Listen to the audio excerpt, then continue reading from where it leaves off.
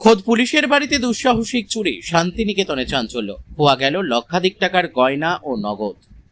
খোদ পুলিশ কর্মীর বাড়িতেই দুঃসাহসিক চুরির ঘটনায় ব্যাপক চাঞ্চল্য ছড়ালো শান্তিনিকেতন থানার উত্তর নারায়ণপুর এলাকায়। ভোটের ডিউটিতে স্বামী বাইরে থাকার সুযোগে ফাঁকা বাড়িতে হানা দিয়ে সর্বস্ব লুটে নিল চোরের দল। এই ঘটনায় রীতিমতো আতঙ্কিত হয়ে পড়েছেন পরিবারটি। স্থানীয় সূত্রে জানা গেছে, উত্তর নারায়ণপুরের বাসিন্দা অনুরাধা দাসের স্বামী পেশায় পুলিশ কর্মী।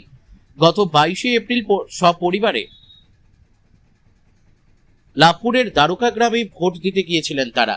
এরপর 24 এপ্রিল বাড়ি ফিরে দরজার তালা ভাঙা দেখে স্তম্ভিত হয়ে যান পরিবারের সদস্যরা।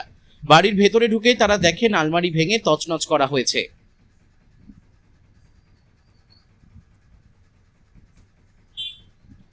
এবং সর্বস্ব লুট হয়ে গিয়েছে। পরিবারের দাবি, আলমারি ভেঙে সোনার গয়না এবং নগদ টাকা মিলিয়ে প্রায় 5 থেকে 6 লক্ষ টাকার সামগ্রী চুরি হয়েছে। অভিযোগকারী অনুরাধা দাস জানান, হাজব্যান্ড পুলিশে সার্ভিস করে, ও অন ডিউটি ছিল। ও তো ডিউটিতে ইলেকশনের জন্য বাইরে ছিল, আমরা গ্রামের বাড়িতে ছিলাম। তারপরে এইখানটাতে 24 তারিখ যখন আমরা ফিরি তখন দেখি পুরো তালা কাটা। তারপরে এখানে আলমারি পুরো খুলে নিয়ে জিনিসপত্র নিয়েছে। দুটো চুড় ছিল প্রায় 4 লাখ টাকার মতন। তারপর দুটো চুড়ি ছিল, একটা মঙ্গলসূত্র ছিল, 25-24 হাজার টাকা ক্যাশ ছিল।